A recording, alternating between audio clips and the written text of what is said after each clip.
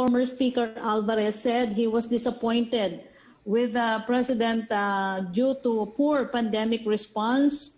Is the former Speaker right? Hindi po.